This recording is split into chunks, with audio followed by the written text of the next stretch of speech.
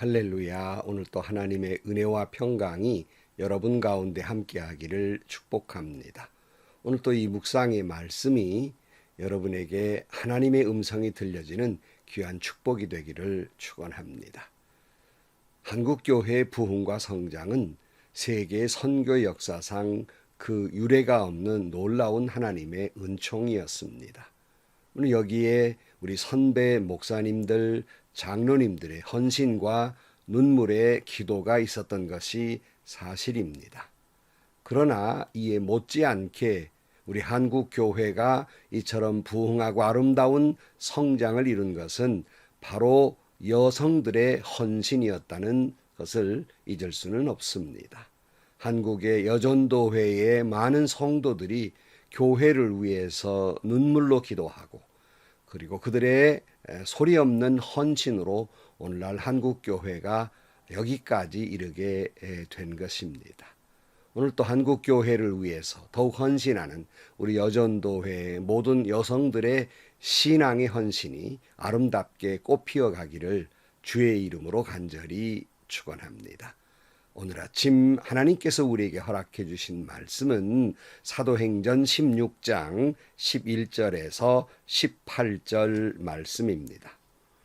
우리는 드로아에서 배로 떠나서 사모드라게로 직행하여 이튿날 네아폴리로 갔고 거기에서 빌립보에 이르렀다. 빌립보는 마케도니아 지방에서 으뜸 가는 도시요 로마 식민지였다. 우리는 이 도시에서 며칠 동안 묵었는데 안식일에 성문 밖 강가로 나가서 유대 사람이 기도하는 조소가 있음직한 곳을 찾아갔다. 우리는 거기에 앉아서 모여든 여자들에게 말하였다. 그들 가운데에 루디아라는 여자가 있었는데 그는 자색 옷감 장수로서 도아디라 출신이요 하나님을 공경하는 사람이었다. 주님께서 그 여자의 마음을 여셨으므로 그는 바울의 말을 귀담아 들었다. 그 여자가 집안 식구와 함께 세례를 받고 나서 나를 주님의 신도로 여기시면 우리 집에 오셔서 묵으십시오 하고 간청하였다. 그리고 우리를 강권해서 자기 집으로 데리고 갔다. 어느 날 우리가 기도하는 곳으로 가다가 귀신 들려 점을 치는 여종 한 사람을 만났는데 그는 점을 쳐서 주인들에게 큰 돈벌이를 해주는 여자였다. 이 여자가 바울과 우리를 따라오면서 큰 소리로 이 사람들은 지극히 높으신 하나님의 종인데 여러분에게 구원의 길을 전하고 있다 하고 외쳤다. 그 여자가 여러 날을 두고 이렇게 하므로 바울이 귀찮게 여기고 돌아서서 그 귀신에게 내가 예수 그리스도의 이름으로 내게 명하니 이 여자에게서 나오라 하고 말하니 바로 그 순간에 귀신이 나왔다. 아멘. 사도 바울은 2차 선교 여행을 떠나면서 그는 그 길리기아 다소 출신이고 소아시아 출신이었기 때문에 그는 가급적 그 동쪽 지역에 있는 그런 소아시아 지역에 복음을 전하고 싶어 했습니다. 그러나 하나님은 성령님께서 그를 막으셨지요. 그리고 그 반대쪽 서쪽 마케도니아 지역 즉 유럽 쪽으로 복음을 전할 것을 말씀하고 있었던 것입니다. 하나님의 크신 경륜 안에서 바울과 그 일행은 소아시아를 떠나서 유럽으로 건너가게 됩니다. 바로 마게도니아 지역에 이르렀다 하는 거예요. 그래서 마게도니아 지역에 으뜸 가는 성이라고 오늘 표현하고 있는데요. 빌립보 성에 이르게 됩니다. 그러니까 사도 바울이 마케도니아 지역에 가서 가장 첫 번째 다다른 곳은 가장 으뜸 가는 도시 중에 하나인 첫 성이라고 불릴 만한 빌립보에 이르게 됩니다. 그러니까 오늘 본문에서 이 빌립보를 마게도니아의 으뜸 가는 첫 성이요 또 로마의 식민지라 하는 말씀이에요. 바로 이것은 빌립보 교회가 유럽 선교의 시작점이라는 것을 말씀하고 있습니다. 뒤를 이어서 데살로니가, 아덴, 고린도 이 전도 여행을 계속하게 됩니다. 가장 가는 성이라는 말은 대단히 중요한 의미를 가지고 있습니다. 이 가는 여기서부터 복음은 유럽으로 전해지게 되는 것이에요. 그러니까 바로 이 유럽 지역으로 이제 가서 복음을 전하는 것은 사도 바울의 본래의 마음을 먹었던 이 동쪽 아시아 지역의 선교와는 조금 다른 일이 있었습니다. 그것은 문화가 달랐어요.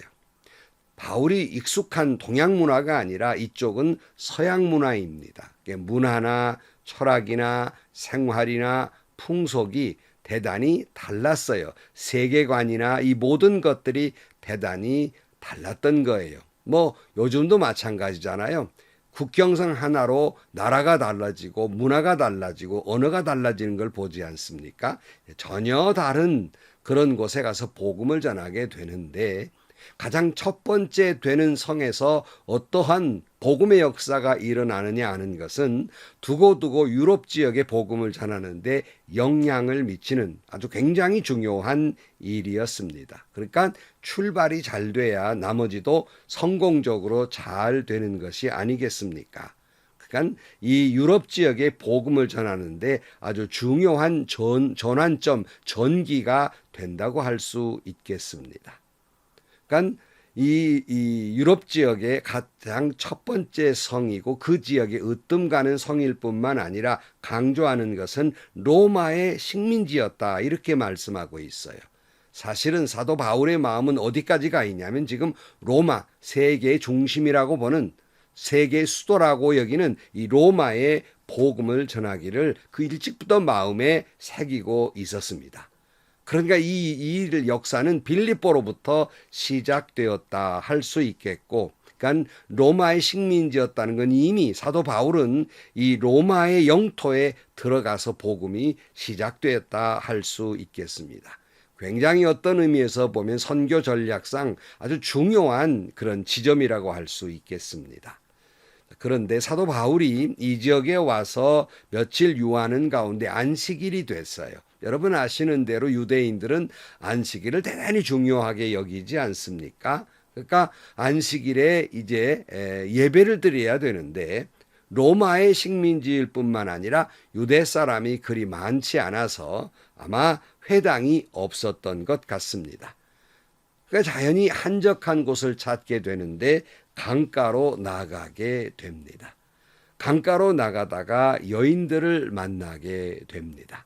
그 사람들도 뭐 예배하러 왔는지 기도하러 왔는지는 명확하지 않습니다. 그러나 그 여인들에게 말씀을 전하게 됩니다. 그러니까 그것이 여인들이 요청했는지 사도 바울이 스스로 했는지는 모르지만 아마 말씀을 전하기 시작하는 그런 모습을 보게 됩니다.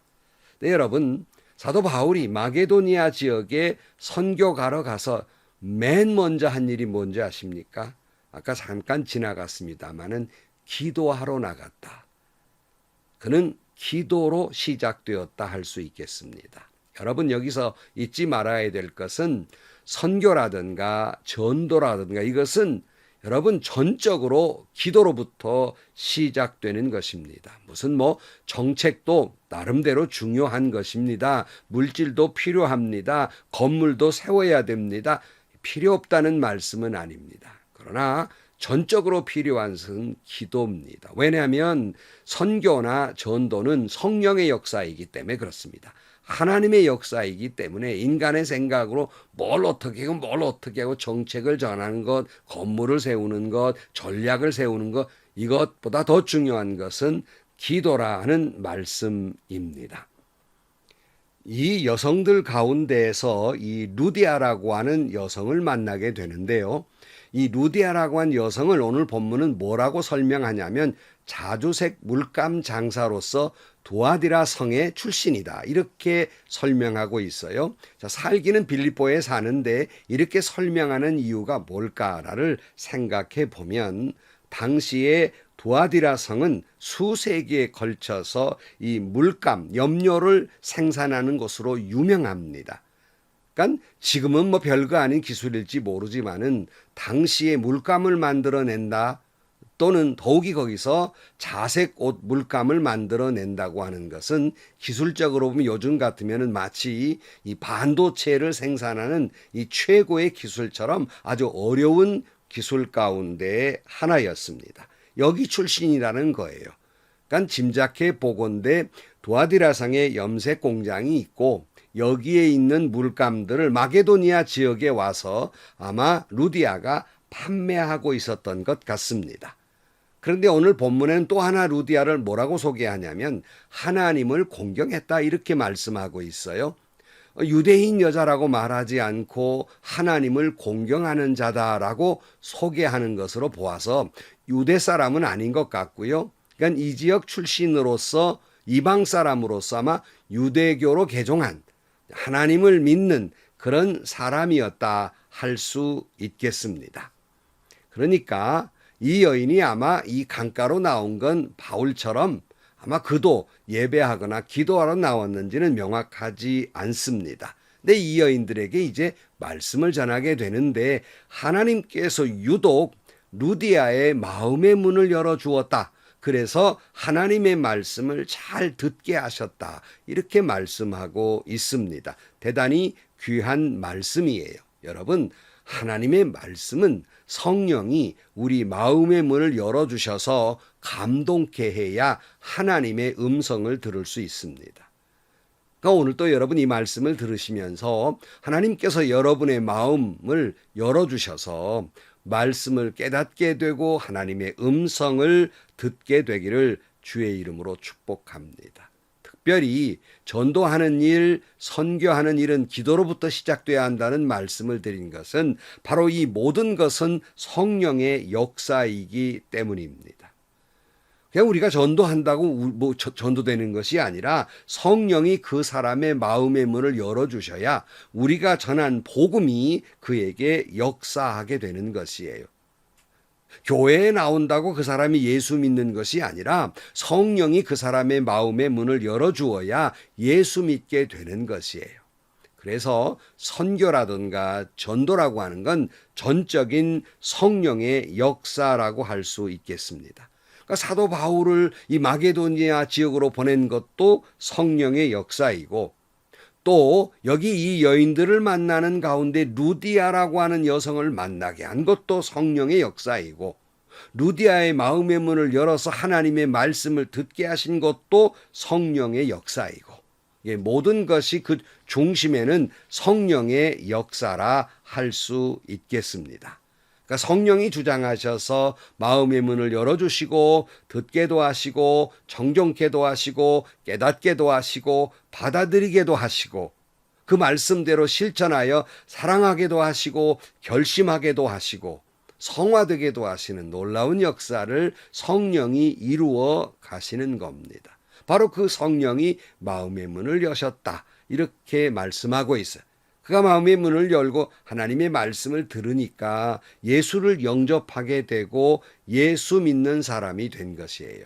다시 말씀드리지만 사도 바울이 에게해를 건너서 마게도니아 지역에 와서 루디아를 만나고 그리고 이제 이 루디아라는 여성을 통해서 유럽 지역의 가장 첫 번째 교회 빌립보 교회가 세워지는 것, 이 모든 것이 성령의 역사이고 하나님의 경륜이었다 할 수 있겠습니다.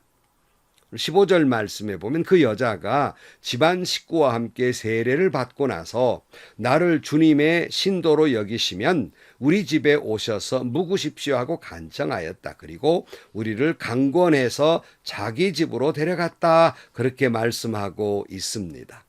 여러 번 말씀드린 기억이 납니다만은 여러분 진짜 예수 만난 사람의 첫 번째 모습은 무엇이라고 말씀드렸습니까?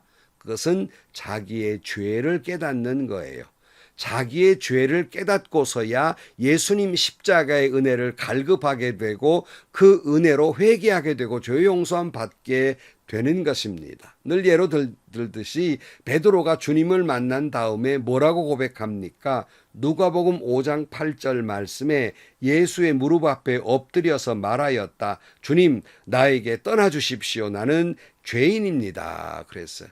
맨 먼저 반응이에요. 예수님을 선생이여라고 불렀다가 그물이 넘치도록 고기를 잡은 다음에 이거 보통 분이 아니다, 메시아다라는 걸 느낄 때 넙죽 엎드려서 자기의 죄인됨을 고백했던 거예요. 바로 루디아가 마음의 문을 성령이 열어주셔서 말씀을 들으니까 죄인됨을 깨닫게 되니 예수님을 영접하고 십자가의 은혜를 생각하게 된 거 아닙니까? 그래서 세례를 받게 되고, 세례를 받았다는 건 뭐예요? 여러분, 세례의 의미가 뭡니까? 예수님의 그 보혈로 죄 용서함 받았다는 표를, 증표를 남기는 거 아니겠어요? 바로 그가 하나님의 죄 사함의 표를 받게 되었다 하는 말씀이에요. 그 다음 두 번째, 정말 예수님을 영접한 분의 두 번째 모습은 뭡니까? 다시 베드로의 모습으로 돌아가서 누가복음 5장 10절 하반절에 보면 예수께서 시몬에게 말씀하셨다. 두려워하지 말아라. 이제부터는 너는 사람을 낚을 것이다. 그들은 배를 물에 댄 뒤에 모든 것을 버려두고 예수를 따라갔다 그랬어요. 베드로는 이제는 다시는 자기를 위한 삶이 아니었어요. 전적으로 사명에 사는 삶이었고, 다시 말하면 자기의 모든 생명까지도 주님 앞에 다 헌신하는 삶이었다 할 수 있어요. 루디아의 모습도 그런 모습이에요. 그가 예수를 영접하고 세례를 받은 다음에 어떤 헌신의 모습을 하고 있습니까? 사도행전 16장 15절 말씀에 나를 주님의 신도로 여기시면 우리 집에 오셔서 묵으십시오 하고 간청하였다. 그리고 우리를 강권해서 자기 집으로 데리고 갔다 그랬어요. 자기 집을 공개한 거예요. 이것이 빌립보 교회 가정교회로 시작되는 시작점이 되었다 할 수 있겠습니다. 그러니까 온 가족이 세례를 받고 은혜가 충만하니까 이 바울 사도를 제발 우리 집에 오셔서 묵으시라고, 그리고 아마 더 말씀을 사모했던 것 같지요. 그건 빌립보 교회가 시작이 되는 겁니다. 루디아는 다른 생각이 없었어요. 너무 은혜가 감격하니까, 예수님을 영접하고 보니까 뭔가 헌신하고 싶은 마음으로 가득 찬 거예요. 그는 즉시로 전적으로 헌신하게 됩니다. 그래서 빌립보 교회가 유럽 교회의 어머니 교회이고, 그 어머니 교회의 믿음의 어머니가 바로 루디아였다 할 수 있겠습니다. 그리고 그는 큰 역사를 남기게 되지요. 특별히 사도 바울의 입장에서는 아주 귀중한 성도의 역할을 감당하게 됩니다.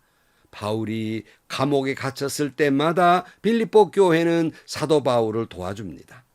바울이 사방에다 수고하며 전도했지만은 전적으로 위로를 받는 교회는 유일하게 바로 빌립보 교회였습니다.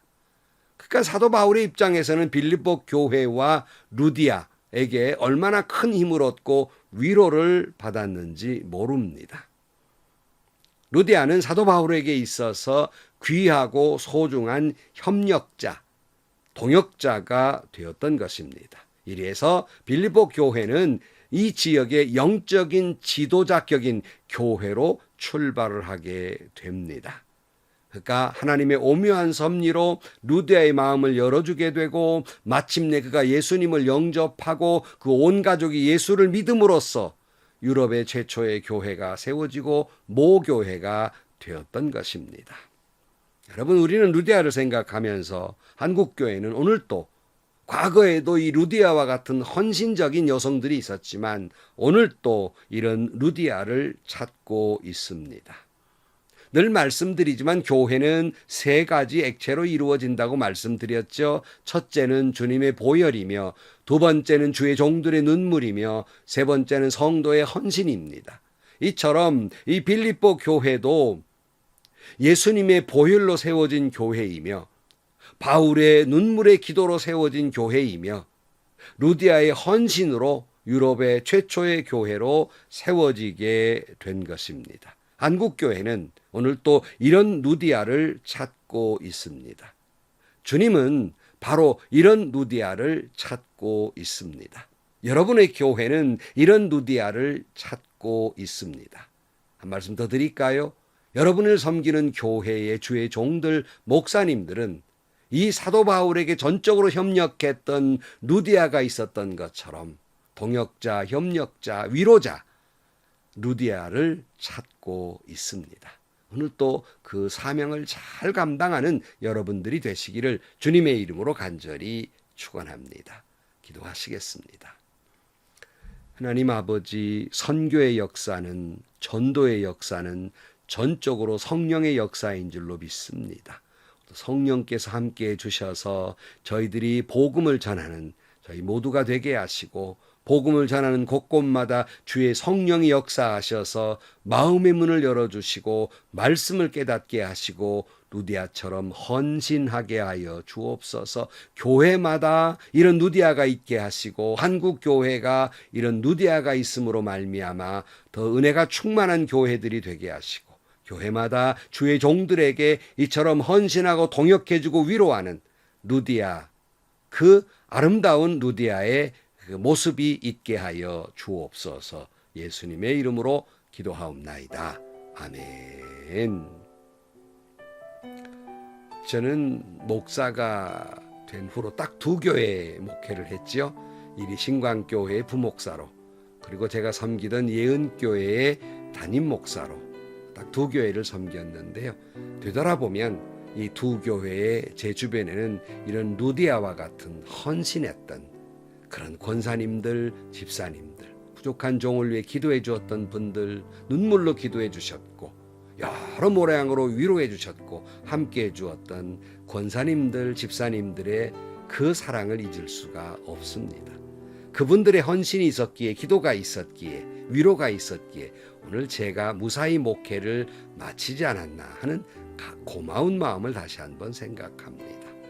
여러분도 오늘 그렇게 루디아와 같은 성도 여러분들이 되시고 여전도의 여러분들이 되시기를, 권사님이 되시기를 주의 이름으로 축복합니다. 행복하시고요, 좋은 일이 가득한 하루가 되시기를 주님의 이름으로 간절히 축원합니다.